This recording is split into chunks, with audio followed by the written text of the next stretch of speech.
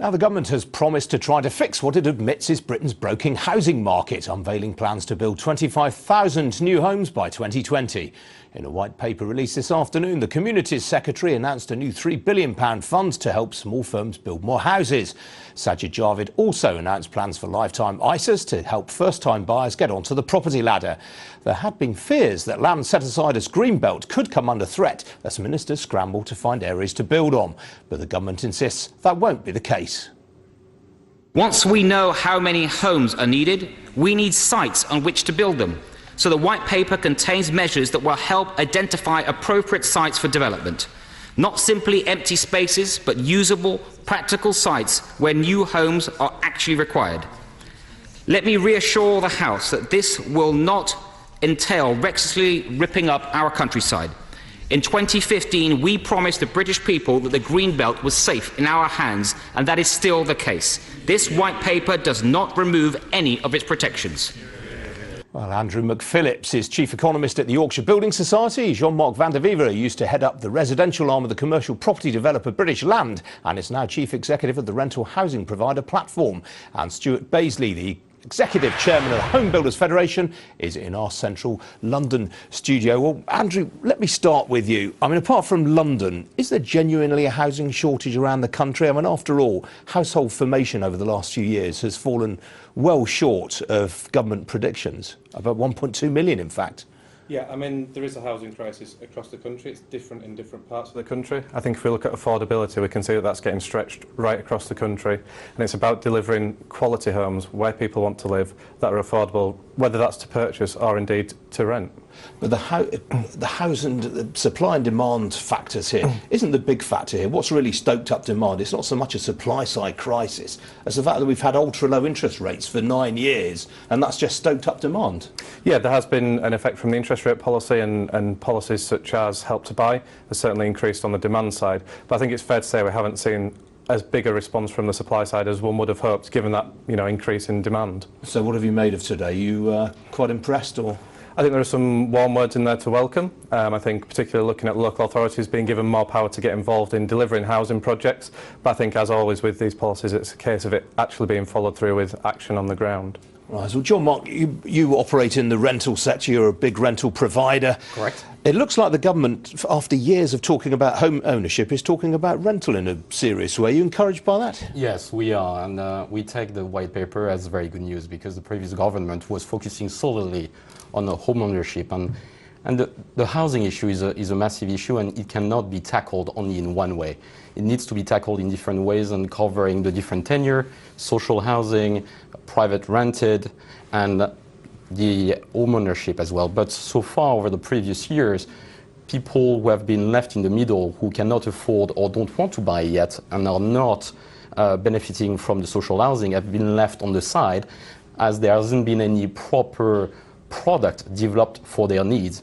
Because out of the total market, basically 98% of the houses for rent are managed by individual landlords, not professional landlords. And there is the need for product, and the government does understand that, and they are providing support for new companies like ours to be able to develop those products. OK, well, Stuart Baisley in Westminster, we've heard loads of government attempts to remedy the housing market and pep up building over the years. Is there anything genuinely new in this white paper as far as you're concerned? Well, it's building on some of the policies that have been around for the last 5 or 6 years. You're quite right. We have heard a lot about housing because people like me and others have been talking about a housing crisis now for the best part of a decade or more. And I think it's fair to say that this white paper today, it's 100 pages deep. There's a lot for us all to absorb in it, and much of it is to be the subject of consultation, of course. None of this necessarily will make a huge difference in the immediate short term. But there is a genuine attempt here to get to grips with the root cause of the problem, and as your other guests have mentioned, to recognise that we need to be providing housing, homes for people across the country of all tenures, some for sale, for buyers to buy in the traditional way, but for shared ownership and for rent and for private rent, as well as for social rent. At its heart, it's also tackling one of the biggest issues which holds back development in our country, and that is the lack of a properly structured planning process at local authority level. And there are a lot of measures in the white paper which are aimed at addressing that. White paper recognizes, for example, that some 40% of local authorities still don't have a local plan in place, and clearly if you don't have a local plan, then you are planning to fail in terms of housing delivery. So there is a lot to be applauded in the white paper today, particularly in the way that it's going about asking local authorities to work with providers, whether they be developers or builders of homes for rent or anybody else involved in the housing space, in making sure that the local needs are robustly, scientifically assessed, so that each local authority has a very good, accurate idea of what the housing needs in its locality are going to be, and then measuring the delivery of those homes across the 5-year period of the local plan on an annual basis, and ensuring that sites are made available for all sorts of developments, not just large developments, but also developments for small developers, for retirement developers, for builders of homes for rent, and so on and so forth. So what about your sector, Stuart? I mean, one of the big things that's come out of this today is that something like 60% of private housing is built by just 10 firms. Now, the government is attempting to get more SMEs involved in house building. Are they going to succeed? Well, they've, as I said, they've put in place some ideas and some policies, particularly in how local plans are put in place, which will help to redress the decline in small and medium-sized enterprises, which is really what has been at the heart of this. If you can trace this back, Ian, over a period of 25 years, this housing crisis is not something that's just happened in the last 5 or 6 years, and it's not really happened as a result of the economic recession. It's happened as a result of a succession of policies which have failed to ensure that we've been building enough homes for a quarter of a century or more. And one of the effects of those policies has been a dramatic decline in the number of small and medium-sized builders, which we define as builders producing 100 homes a year or less. There were 12,500 of those 25 years ago. Today there are just 2,500 of those, and we have seen dramatic growth in housing output over the last 3 or 4 years, which is often overlooked when people talk about what's actually happening in the housing market. Housing numbers, the number of homes built, has increased by 50% in the last 3 years, but pretty much all of that growth has come from those larger companies that you mentioned, because they're better financed and able to take advantage of the ability to invest in land and grow their businesses. Okay. Smaller builders have struggled with both the red tape and the regulation of the planning system, which all builders have to grapple with, but it's particularly tough when you're a small builder without huge resources, and they've also struggled to gain development finance to enable them to invest in land and grow their businesses. Jean-Marc, you were nodding at some of Stuart's comments about local authorities. How receptive are local councils? I mean, clearly the government tried a few years ago to get them to think more about planning needs.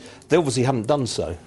So planning, I think they've done some work, but I think they are not going fast enough, and it's not moving fast enough. And I think in the white paper, what is being provided is additional resources to make sure that local authorities have the capacity and the capabilities to make sure that the planning consents are being provided faster and sooner. Because in order to build more, if we can build faster as well, that will help to solve the housing crisis.